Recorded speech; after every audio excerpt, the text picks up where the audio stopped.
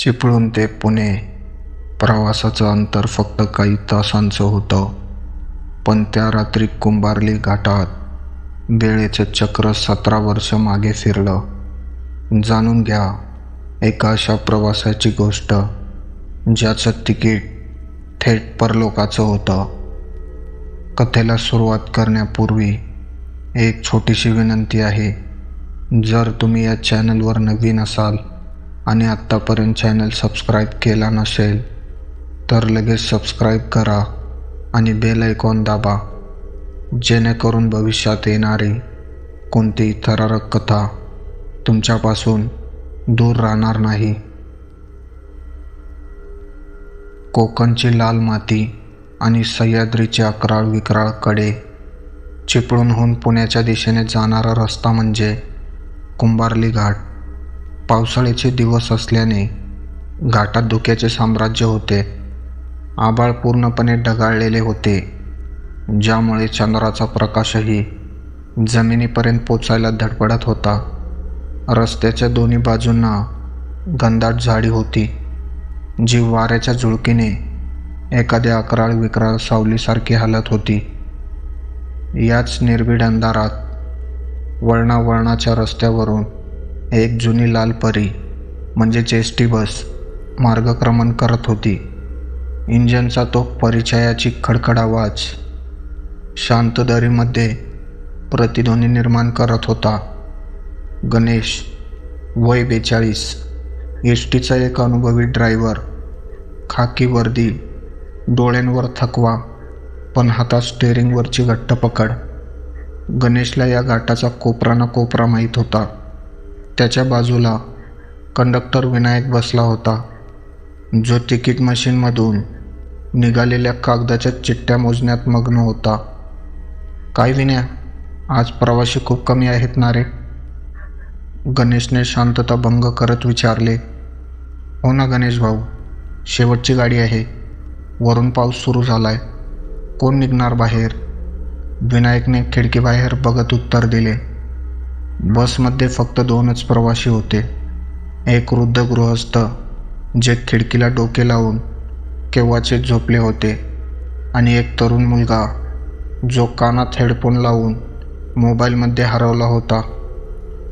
गाडी घाटाच्या मध्यभागी आली असताना अचानक गणेशला जाणवले की बसच्या हेडलाईटचा प्रकाश कमी जास्त होतोय.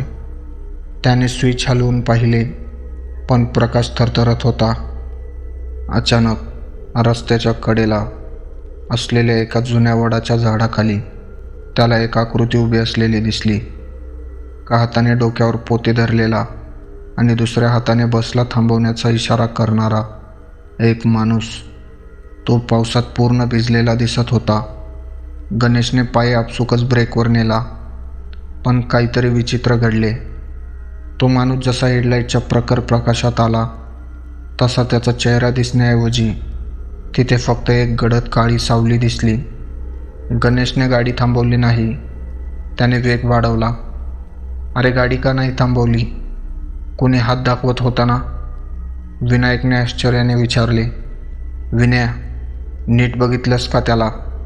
त्याच्या पायात चपला नव्हत्या आणि तो ज्या ठिकाणी उभा होता तिथे पाय टेकवायला जागाच नव्हती. तिथे सरळ दरी आहे. गणेशचा आवाज थोडा कापला. विनायकने मागे वळून बघितले, पण धुक्यामुळे काहीच दिसत नव्हते. काही वेळ शांततेत गेला, पण आता बसमध्ये काहीतरी बदललेले होते.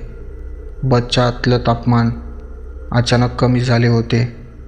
मगाशी झोपलेले ते वृद्ध गृहस्थ आता ताठ बसले होते आणि टक लावून समोर बघत होते. अचानक बसला एक मोठा झटका बसला. गाडीचे इंजिन गरम झाल्यासारखा आवाज आला. गणेशने आरशात पाहिले आणि त्याचे हात स्टेअरिंगवरच गोठले. मागच्या सीटवर जिथे तो तरुण मुलगा बसला होता, त्याच्याबरोबर मागच्या सीटवर तोच पोते घेतलेला माणूस बसला होता. त्याचे कपडे ओले होते आणि त्यातून पाणी गळत होते, ज्यामुळे बसच्या फ्लोअरवर रक्तासारखा गडद डाग पडत होता. विनायक, मागे बघ, पण हळूच. गणेश पुटपुटला. विनायकने मागे पाहिले आणि तो ओरडणार इतक्यात गणेशने त्याचा हात दाबला. ओरडू नकोस, प्रवासी घाबरतील. पण एक गोष्ट लक्षात घे, गाडीत चढताना याच्याकडे तिकीट नव्हतं आणि हा आला कुठून? गणेशने विचार केला की कदाचित हा कोणीतरी चोर असावा जो धावत्या गाडीत चढला. त्याने बसचा वेग वाढवला जेणेकरून लवकर चेकपोस्ट येईल. पण गाडीचा वेग वाढतच नव्हता, उलट बस हळू होत होती. जणू कुणीतरी मागून गाडी ओढत आहे. इतक्यात तो तरुण प्रवासी ओरडला, ड्रायव्हर काका, गाडी थांबवा, या माणसाला काय झालंय? गणेशने गाडी थांबवली आणि मागे वळून पाहिले. तो पोतेवाला माणूस त्या तरुण मुलाच्या अगदी जवळ जाऊन बसला होता. पण जेव्हा गणेशने टॉर्चचा प्रकाश त्याच्यावर टाकला तेव्हा तिथे कोणीच नव्हते. फक्त त्या मुलाच्या खांद्यावर एक ओला पंजाचा ठसा उमटला होता. भाऊ, हे काहीतरी वेगळं आहे, हा माणूस नाहीये, विनायक थरथरत म्हणाला. गणेशने पुन्हा गाडी सुरू करण्याचा प्रयत्न केला, पण गाडी सुरू होईना. बाहेरचा पाऊस आता तुफान झाला होता. अचानक बसच्या टपावर कोणीतरी चालल्याचा धबधब आवाज येऊ लागला. जणू काही लोक वरून बसला हलवण्याचा प्रयत्न करत आहेत. गणेशने डॅशबोर्डवरचा देवाचा फोटो हातात घेतला. त्याने खिडकीतून बाहेर पाहिले तर बस रस्त्यावर नव्हतीच. बस एका जुन्या मोडकळीस आलेल्या पुलाच्या अगदी टोकावर उभी होती. जर त्याने 1 इंचही गाडी पुढे घेतली असती तर बस थेट 100 फूट खाली दरीत गेली असती. विनायक, प्रवासी खाली उतरवा पटकन, गणेश ओरडला. पण जसे प्रवासी खाली उतरले, गणेशला दिसले की तो म्हातारा माणूस आणि तो तरुण मुलगा दोघेही पारदर्शक होऊ लागले होते. ते जिवंत प्रवासी नव्हतेच. इतक्यात बसच्या बाहेरून कोणी खिडकीवर नख्यांनी ओरखडल्याचा आवाज आला. गणेशने खिडकी बाहेर पाहिले. धुक्यातून एक चेहरा बाहेर आला. तो चेहरा हुबेहूब गणेशसारखाच होता, फक्त डोळे नव्हते. तिथे फक्त 2 काळे खड्डे होते. तो चेहरा खिडकीतून पुटपुटला, गणेश, आज 17 वर्ष पूर्ण झाली. त्या रात्री तू गाडी वळवली असतीस तर आम्ही जिवंत असतो. गणेशच्या डोळ्यांसमोर 17 वर्षापूर्वीची ती रात्र उभी राहिली. याच कुंभारली घाटात, याच वळणावर गणेशच्या हातून बस दरीत कोसळली होती. त्या अपघातात सर्व प्रवाशांचा मृत्यू झाला होता. फक्त गणेश वाचला होता. पण लोकांच्या भीतीपोटी आणि कायद्याच्या कचाट्यातून वाचण्यासाठी त्याने ते सत्य लपवून ठेवले होते.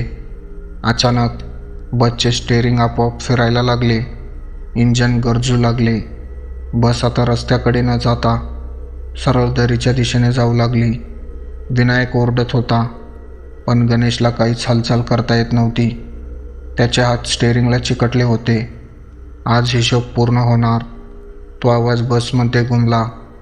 दुसऱ्या दिवशी सकाळी चिपळूणहून पुण्याकडे जाणाऱ्या दुसऱ्या एसटी चालकाने पाहिले की कुंभारली घाटातल्या त्या वळणावर एक जुनी गंजलेली एसटी उभी आहे.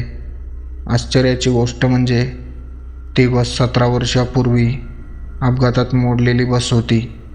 जेव्हा पोलिसांनी तपास केला तेव्हा ड्रायव्हरच्या सीटवर एक सांगाडा बसलेला होता, ज्याच्या अंगावर गणेश नावाच्या बिल्ल्याची खाकी वर्दी होती आणि शेजारील सीटवर विनायकचे तिकीट मशीन पडलेले होते, ज्यात फक्त एकच तिकीट निघालेले होते, चिपळूण ते परलोक. विनायक कुठे गेला हे कोणालाच कधी कळले नाही. आजही रात्री कुंभारली घाटातून प्रवास करताना ड्रायव्हर्स म्हणतात, काही झालं तरी पांढऱ्या कपड्यातल्या माणसाला लिफ्ट देऊ नका. तर ही होती आजची बाईकथा. व्हिडिओ आवडला असेल तर व्हिडिओला लाईक आणि शेअर करा आणि अशाच नवनवीन बाईकथा ऐकण्यासाठी चॅनलला सबस्क्राईब करायला विसरू नका, कारण खरी भीती अजून बाकी आहे.